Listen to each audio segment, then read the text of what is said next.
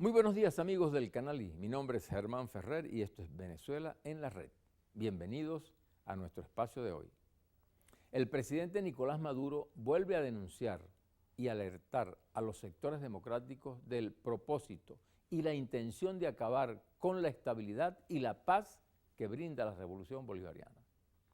Factores de la derecha radical venezolana, aupada por los mismos sectores extranjeros norteamericanos de siempre, han desplegado escenarios de infamias y calumnias, arropados por la manipulación informativa en determinados medios de comunicación social, nacionales y extranjeros, por la misma canalla mediática siempre denunciada por Chávez, que buscan llevar al pueblo a un estado de irritación del ánimo popular para generar hechos violentos como los vividos a inicios del pasado año, cuyas consecuencias son harto conocidas. Los señalamientos contra el presidente de la Asamblea Nacional, Diosdado Cabello, y otros importantes funcionarios públicos son una prueba de la descalificación moral a la que se pretende someter a los líderes de este proceso de inclusión, sumado al anuncio de las autoridades norteamericanas de aplicar sanciones a figuras del gobierno nacional. La mentira no solo está al descubierto, sino que esta es usada como arma de desestabilización por parte de la guerra psicológica emanada desde los laboratorios conspirativos. Mientras esta ofensiva de actividades desestabilizadoras se cierne sobre el país, su gobierno y la revolución, y patriotas que lideran el proceso de cambios se afanan por dar salida a las dificultades que hoy atentan contra la paz social de nuestro país. La gira del presidente Maduro por los países aliados en el mercado petrolero mundial y los acuerdos allí alcanzados tienen el propósito de revertir esta crisis coyuntural y mantener el equilibrio de la economía nacional e internacional.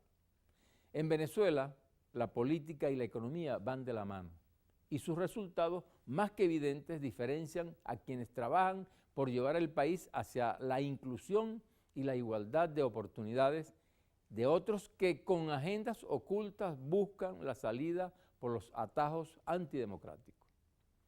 El golpe continuado denunciado por el Ejecutivo Nacional ya no es solo un supuesto, es la manifestación clara del intento de reeditar en Venezuela escenarios ya vividos en el continente en tiempos de la siniestra Operación Cóndor en América del Sur, con trágicos resultados de la Chile de Allende, de los 30.000 desaparecidos en Argentina, de las feroces dictaduras de Brasil y el Paraguay, que son vivos ejemplos de un funesto recuerdo terriblemente sangriento.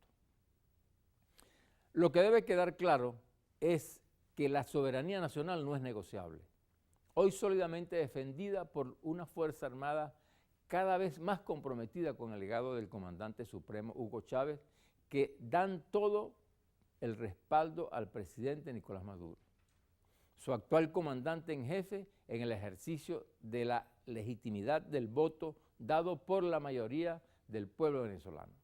La voz del jefe del Estado ha sido clara. Las puertas de Miraflores, la Casa del Pueblo, sede del gobierno, están abiertas para todo aquel que desea seguir la senda del trabajo por el bien del pueblo y el país. El esfuerzo y el trabajo productivo permitirán contrarrestar el difícil momento actual ocasionado en buena medida por la caída de los precios del petróleo a nivel mundial y un alicaído aparato productivo interno, ocasión que se presenta como oportunidad de cambiar el paradigma de la economía rentista petrolera. Venezuela y su gobierno están prestos al diálogo, al que deben sumarse aquellos que están alejados del caos destructivo. La voluntad del empresariado, que hace causa común con la nueva Venezuela, debe estar por encima de aquellos que su coto de caza es dar con el dólar de la renta como forma de enriquecerse a costa de lesionar los intereses de la mayoría. Las instituciones del Estado tienen la obligación de estar más alerta que nunca para hacer entre todas un frente democrático que acompañe al pueblo venezolano en la defensa del nuevo Estado que se construye desde hace 15 años y cuyos cimientos son la igualdad, la inclusión y el respeto. El hombre y la mujer, el nuevo actor de estos tiempos labrados y cincelados por Chávez, deben estar no solo prestos a la defensa de la patria como tantas veces les pidió, sino que ahora más que nunca su voz debe retumbar como el canto de la Venezuela libre en la ruta de las grandes conquistas sociales y económicas. Así lo impone el momento, así lo reclamarían quienes han dado todo por construir un nuevo país de paz y progreso. Amigos del canal iVenezuela en la red, hoy tendré como invitado a David Paravicini, profesor universitario y conocedor profundo de la materia energética, exparlamentario y hombre de convicción social. Ya regresamos.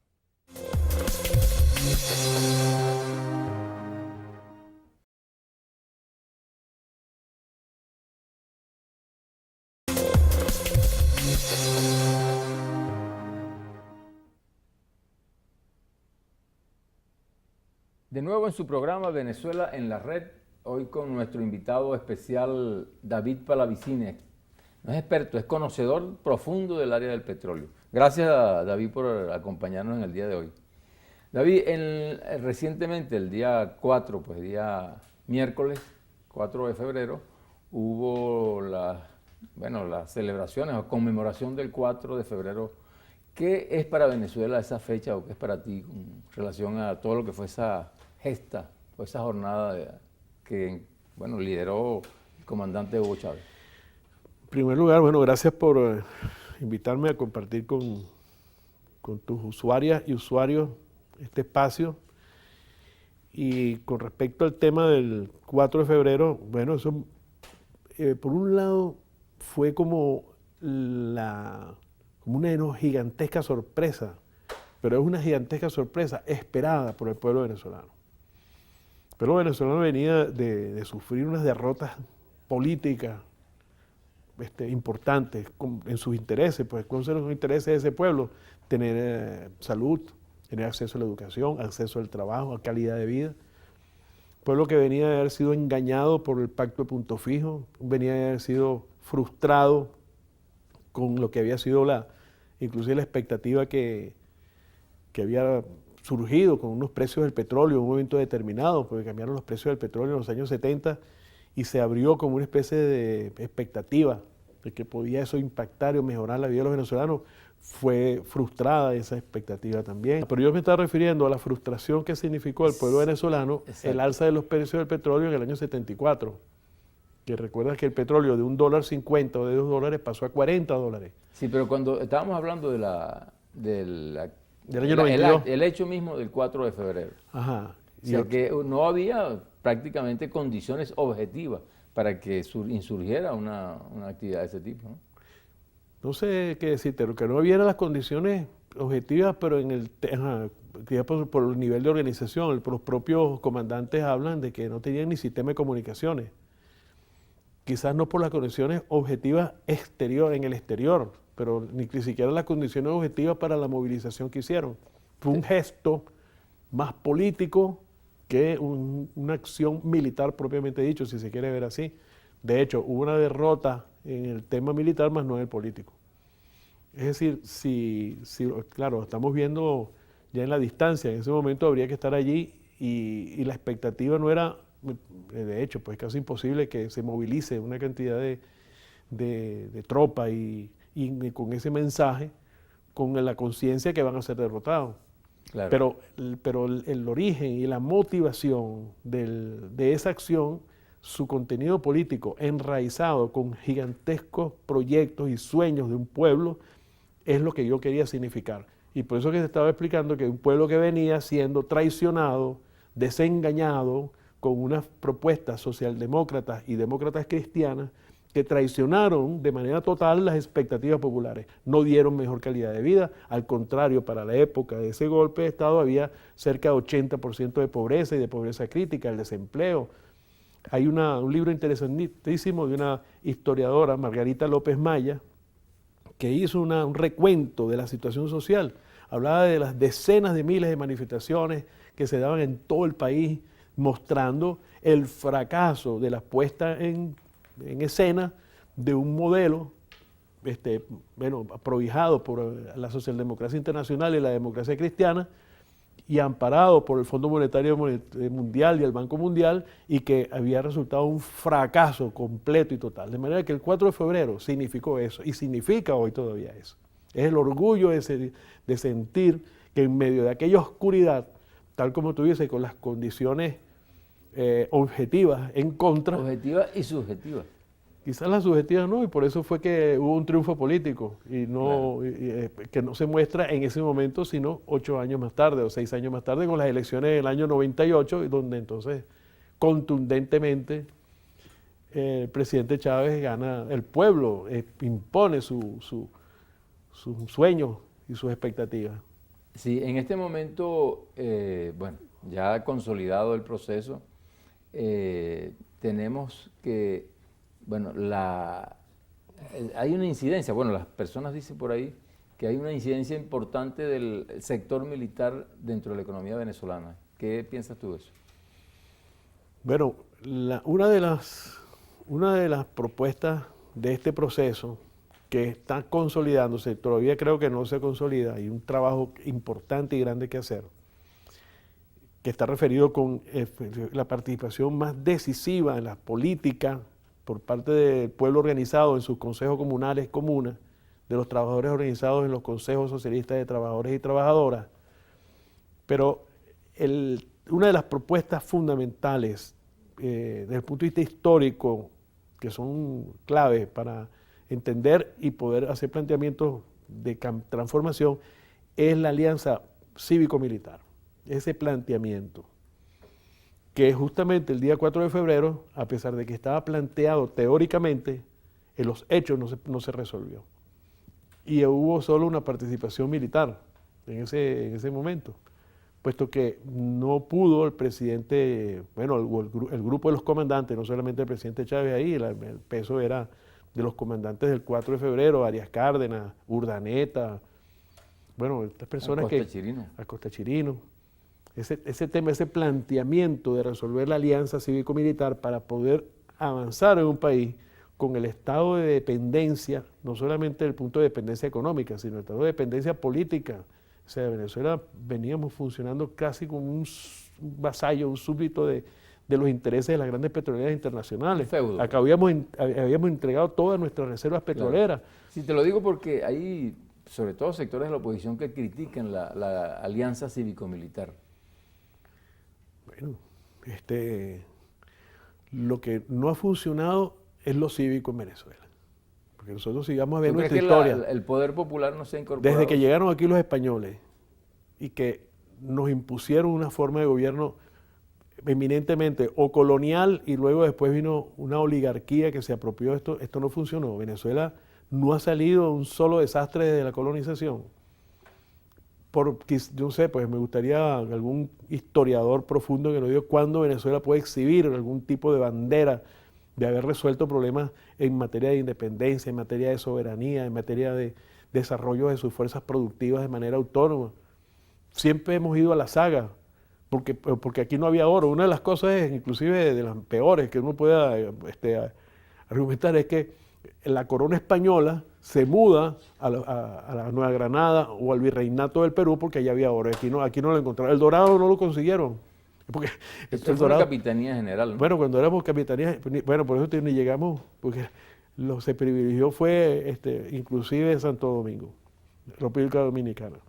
Entonces, la parte militar también fracasó. Es decir, todo lo que significó el estamento militar, incluido aquel, o sea, parte de la guerra de independencia, que terminó la independencia en 1821 y 9 años más tarde estaba disuelta el gigantesco esfuerzo que hizo Bolívar. De manera que esta alianza cívico-militar, porque ese pueblo ha demostrado fuerza y nuestras capacidades militares también, esa alianza es la puesta en escena de una posibilidad de construir ese proyecto que todavía está en construcción. Vamos a una pausa y regresamos en el próximo segmento con ese mismo tema. Gracias.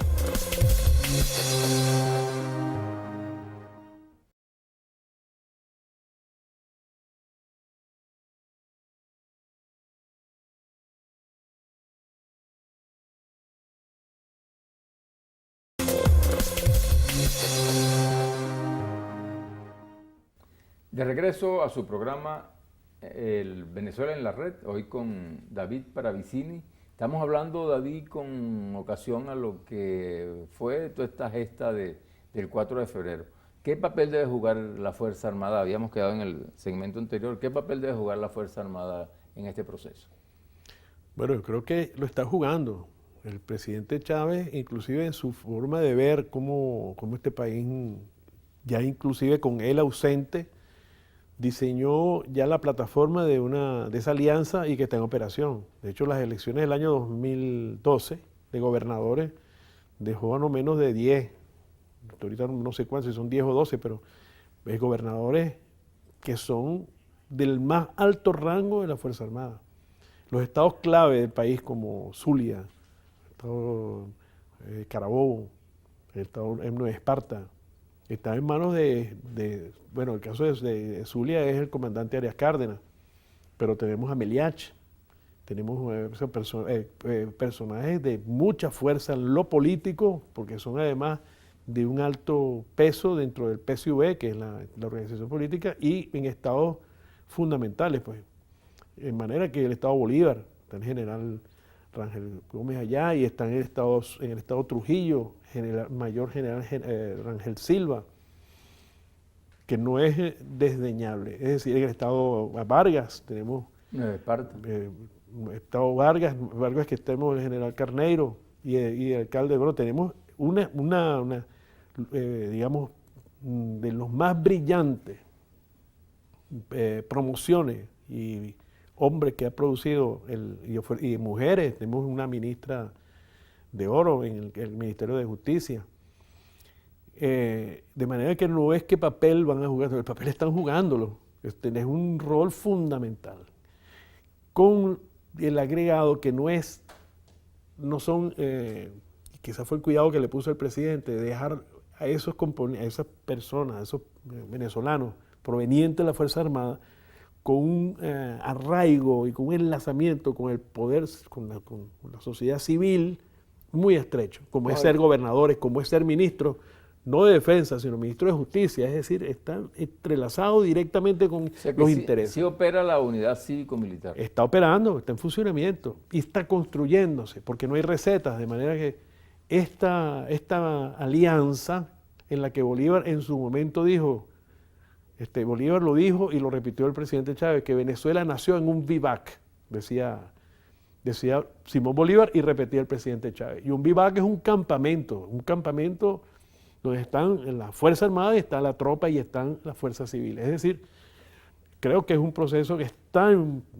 dándose, se está construyendo y que además con metas a hacer. Es decir, no es que ya llegamos a un sitio y estamos defendiéndolo, no es una actitud reactiva ni conservadora de conservar la situación, sino además es proactiva e inscrita en un proyecto que el presidente Chávez lo llamó, en su proyecto es el proyecto de Plan de la Patria, ¿no? Y ahí definió esas líneas generales en cómo esta alianza cívico-militar, articulado, vincularse y a lograr pues esas metas de una patria, pues de construir esa patria y de construir ese nuevo Estado, que es destruir el Estado burgués. Y yo encuentro en esas reuniones que he tenido con mis amigos, son amigos míos, Carlos Mata, y están convencidos y trabajan por eso. Sí.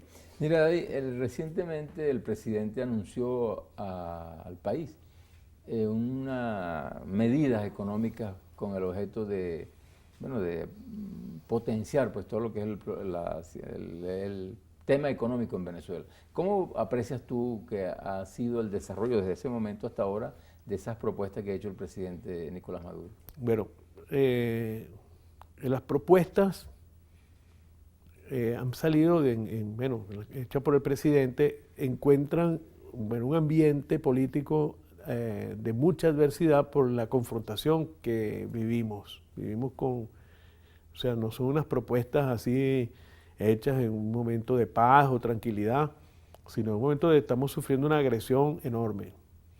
Además, adicionalmente, se produce no solamente las medidas anunciadas por el presidente Maduro, sino en general la ejecución, el ejercicio del gobierno por parte de Nicolás Maduro, del presidente, en un ambiente de reacomodo de fuerza, producto de la desaparición física del presidente. Pues eso no puede tomarse como un dato que sucedió y eso no tiene ningún impacto en la reestructuración y el acomodo de los distintos componentes de fuerza dentro del propio gobierno.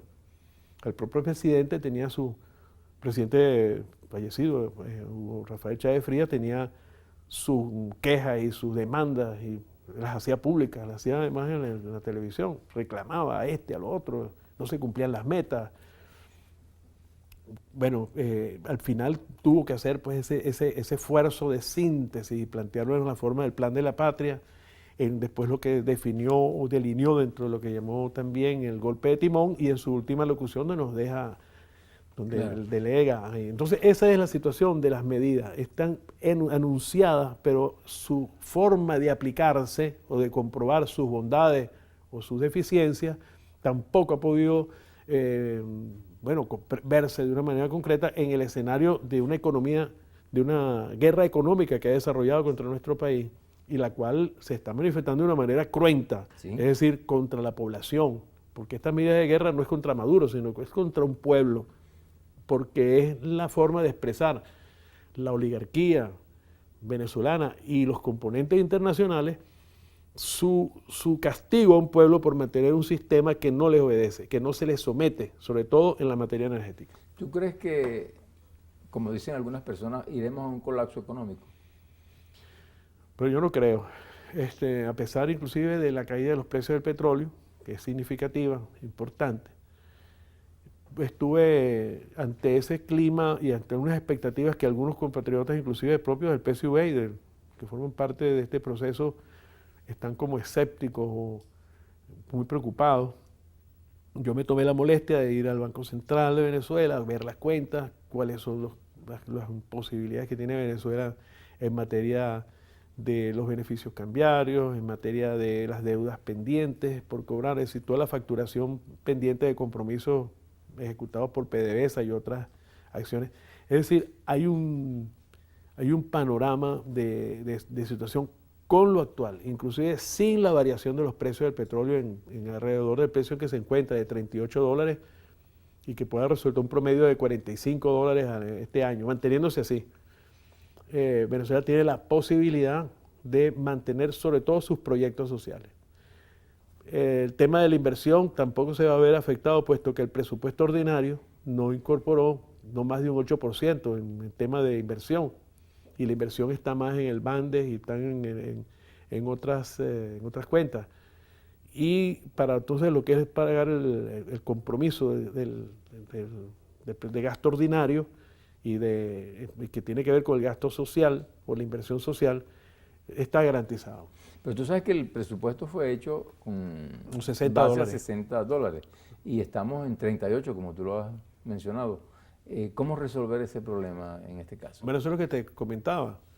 Por supuesto que tienes una variación del gasto ordinario que en mi opinión hay que hacerlo. Es decir, tal cual como le sucedió al país en el año 2008-2009, que el precio del petróleo estuvo en $140 el barril en julio del año 2008 y cayó a $30 en a finales de 2008, principios del 2009. El presidente Chávez, en marzo, que es la última fecha que tenemos para reconducir el presupuesto, hizo una modificación. No cambió el monto del presupuesto, sino los componentes del ingreso, David, entre gasto ordinario y gastos extraordinarios. Claro, ¿tendremos la posibilidad de volver nuevamente a estabilizar los precios del petróleo en un nivel que sea aceptable para la economía venezolana? Ya regresamos, nos lo responde en el próximo segmento.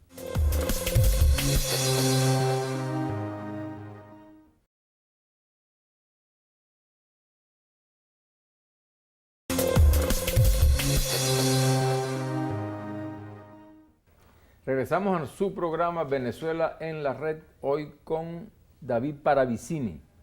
Estamos hablando, David, sobre, te habíamos dejado una pregunta, ¿será posible volver a estabilizar los precios del petróleo en unos precios justos, como se requiere para la economía venezolana? Yo estoy convencido que sí. Ahora, ¿en cuánto tiempo? Eso no se sabe. estamos en la presencia de nuevo los países, bueno, el mundo entero, porque no solamente los países exportadores de petróleo están sufriendo las consecuencias, sino también los consumidores de una guerra de precios. Arabia Saudita recurrió a este mecanismo extremo de guerra de precios para tratar de posicionarse de nuevo en el mercado energético más grande del mundo, que es el de los Estados Unidos. Producto de la aplicación de tecnologías ad hoc para esto, Estados Unidos está explotando sus reservas estratégicas que durante más de 100 años, casi 150 años, protegió porque es el futuro de Estados Unidos. Y la está explotando. ¿Es artificial ese incremento del aumento de la producción petrolera norteamericana? Pudiera ser limitada en el tiempo, porque ellos están explotando las lutitas, ¿no? O sea, que están dicen explotando que las lutitas, pero tienen yacimientos para explotar lutitas por lo menos 10 o 12 años, 15, pues son las rocas madres que generaron el petróleo y que generan el petróleo estadounidense. Que Estados Unidos es el tercer productor de petróleo del mundo. Estados Unidos no es un importador neto. Estados Unidos en petróleo convencional produce casi 6 millones de barriles diarios. El petróleo convencional. Lo que se ha incorporado son 4 o 5 millones de petróleo no convencional. ¿Cuál es el origen geológico? Es las rocas madres que están siendo explotadas por estos mecanismos.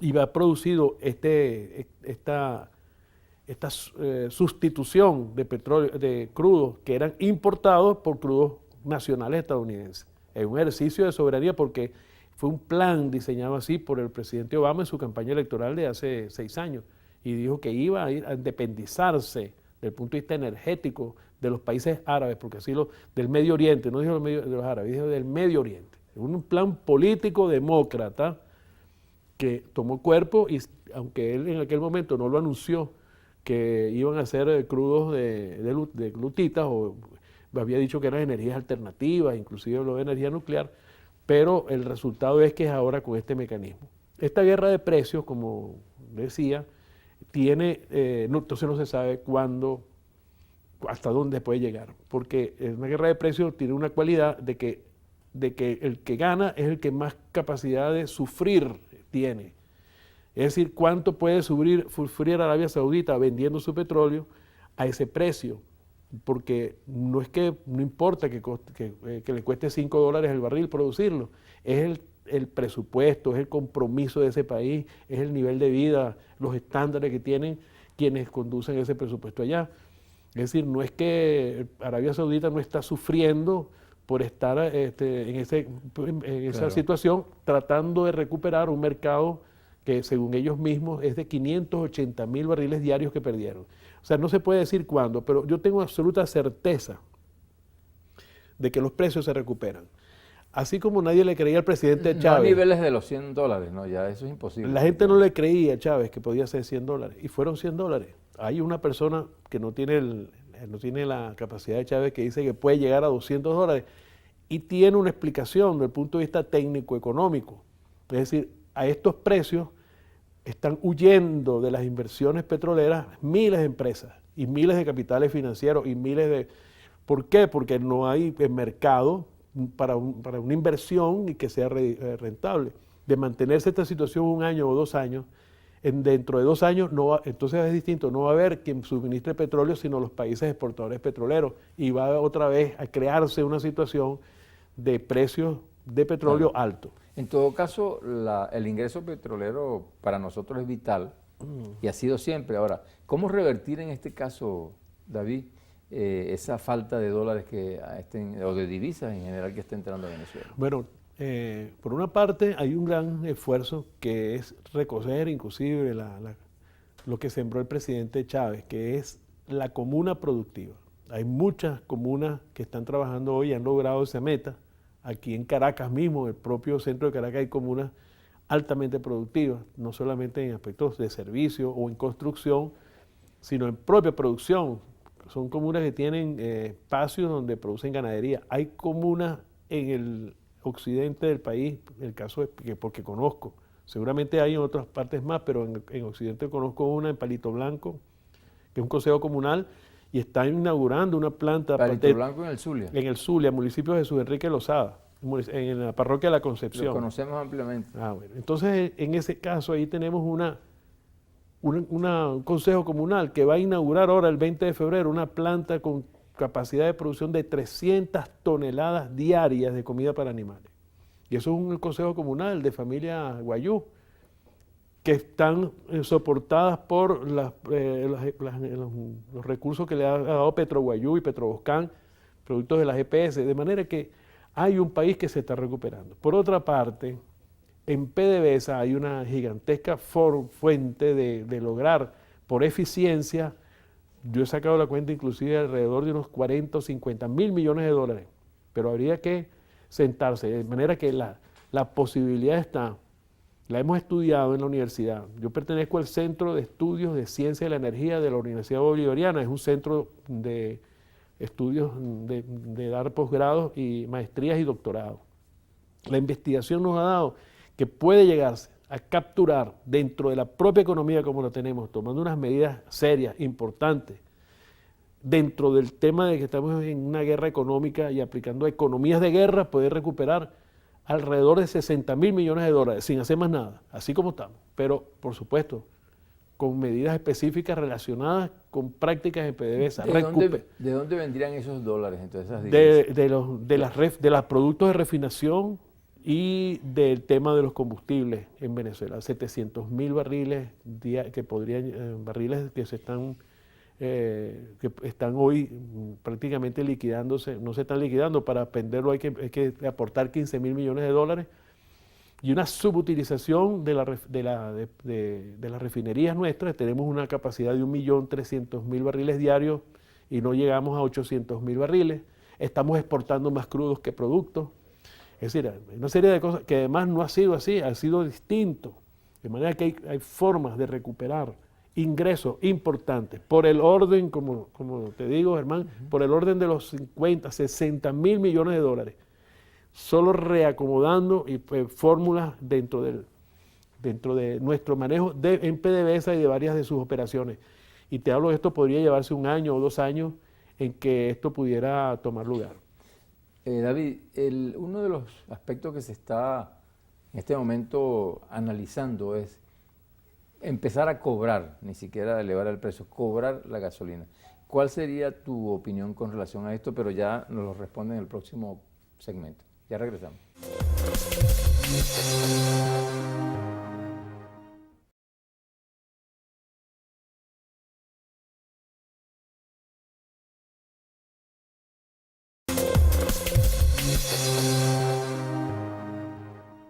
De nuevo en su programa Venezuela en la Red, hoy con nuestro invitado muy especial, David Paravicini. David, habíamos dado una pregunta al cierre del anterior segmento con relación a qué hacer con la gasolina, que es uno de los temas que más inquieta ahorita en Venezuela. Bueno, yo comparto la serenidad con la que el presidente Maduro habla del tema. El tema que obviamente es álgido por las diferencias que hay de precios entre lo que cuesta un litro de gasolina en Venezuela y en cualquier otro país del mundo.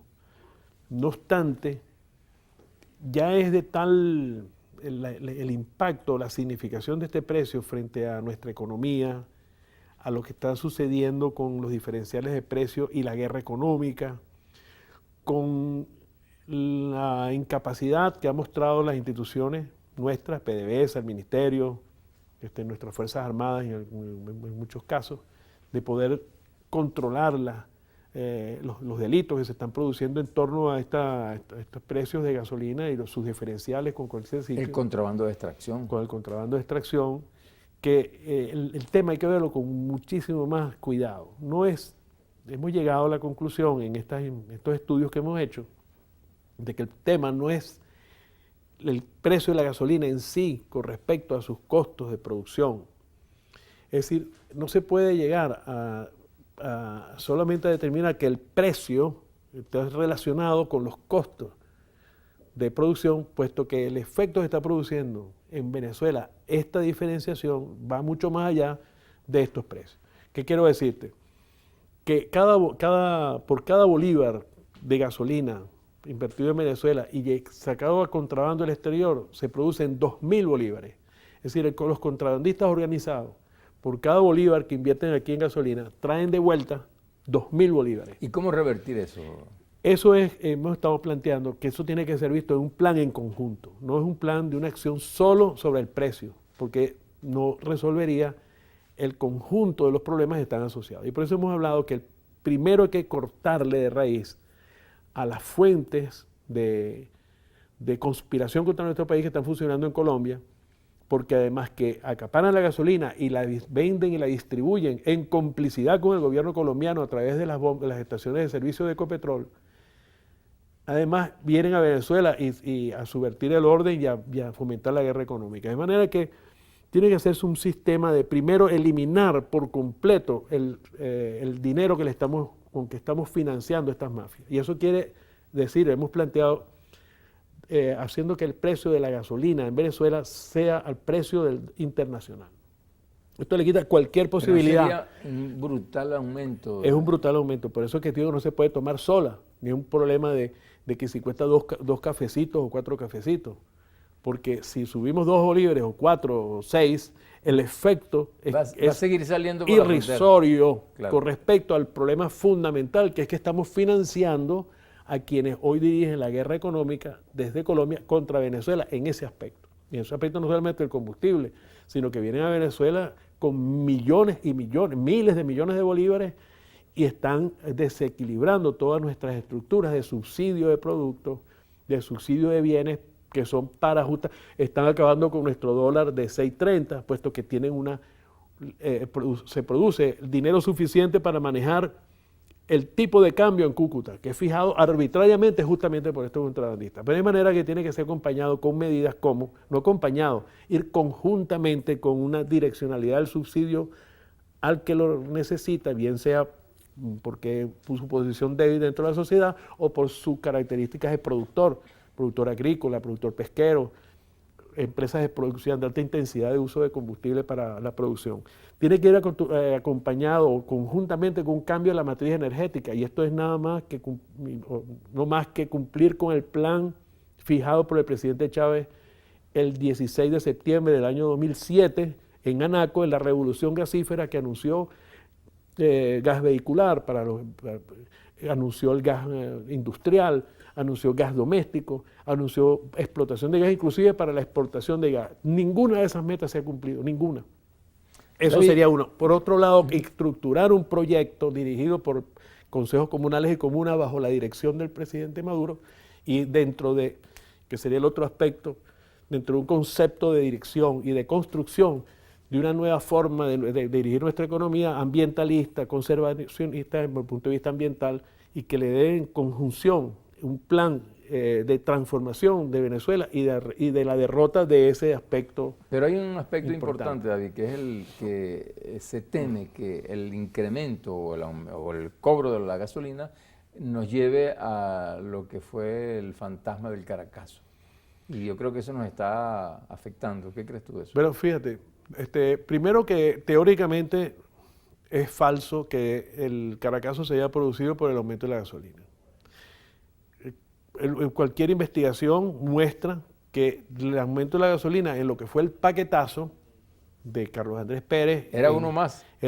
Y el menos significativo, pues ahí aumentaron todos los servicios, no hubo ninguna propuesta para aumentar el empleo, para aumentar los sueldos, sino por el contrario, decirle al pueblo que tenía que tragar amargo, más amargo de lo que le venía pasando, para que el vaso pudiera llenarse y cuando se derramara la riqueza fuera que le llegara. Es decir, el mensaje fue, y la situación política y económica venezolana, la gran frustración y traición al pueblo por parte de Acción Democrática y Ecopey fue lo que produjo el Caracazo. Pero de todas maneras, hemos hecho en la universidad, salimos a hacer una muestra de qué pasaba. Y esta propuesta que estamos así anunciando en apenas unos minutos contigo, la hemos llevado a los colectivos del 23 de enero, a infinidad de comunas a nivel nacional, comunas organizadas productivas, conscientes, La hemos llevado a los foros universitarios, a los foros en la Universidad Central, en la Bolivariana, y lo que hay es una aceptación total. Hay un pueblo que está en plan de pelea, está dispuesto a ir y acompañar al presidente Maduro a enfrentar esta guerra económica. El pueblo está consciente de la necesidad. Está consciente además que ante una guerra económica hay que hacer una economía de guerra, que las respuestas a la guerra económica todavía están como en el lado policial, perseguir al corrupto, agarrar la frontera, pero que tiene que haber una acción más decidida y que esa acción más decidida, para que sea eficaz y sea efectiva, tiene que ser con el pueblo organizado en estructuras especiales para eso, fuera de las instituciones que están rezagadas, están como, quién sabe qué les está afectando, pero hay un reclamo también fuerte a que las instituciones no son capaces de abordar un problema tan serio como este. Brevemente, David, ¿cómo ves el futuro de la revolución bolivariana? Yo lo veo con mucho optimismo. Yo cuando visito y veo lo que está sucediendo en estos consejos comunales, estas comunas, entre una buena parte de los estudiantes, profesores, hay una conciencia clara sobre que ir a esquemas que promuevan la estructuración del país como lo plantea la socialdemocracia o la democracia cristiana, no solamente que es un retroceso, y nadie retrocede, le gusta retroceder estas cosas, sino además que son inviables. ¿Una optimista o pesimista? Yo, absolutamente optimista con el futuro. Una reflexión final muy corta al país. Hay absolutas posibilidades de inclusive superar lo que está sucediendo o esta situación del precio del petróleo internacional que nos afecta, más las agresiones que están siendo dirigidas contra Venezuela desde Estados Unidos. Y el punto de apoyo es el presidente Maduro y la población organizada. Eso es lo que yo llamo a poner la atención y a dedicar nuestros esfuerzos a construir esa alianza con el presidente en las comisiones presidenciales, con las comunas, con los trabajadores. Bueno, gracias a David Paravicini por haber estado con nosotros en este programa.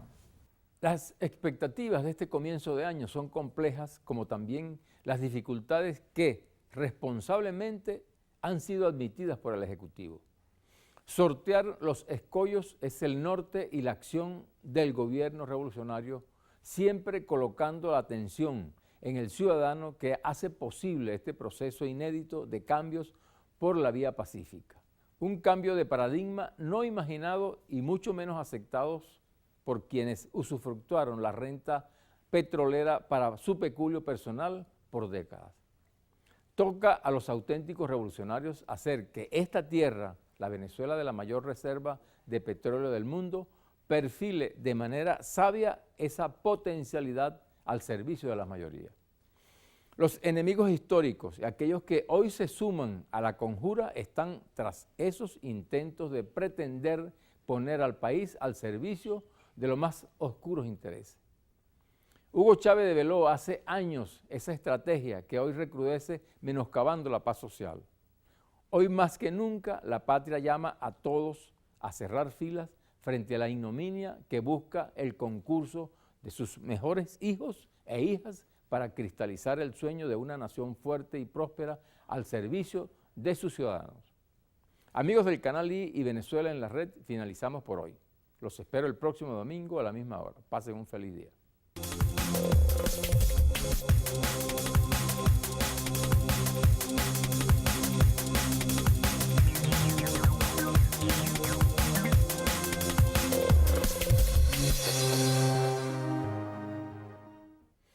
De regreso a su programa Venezuela en la Red, hoy con nuestros invitados Víctor Álvarez y José Guerra.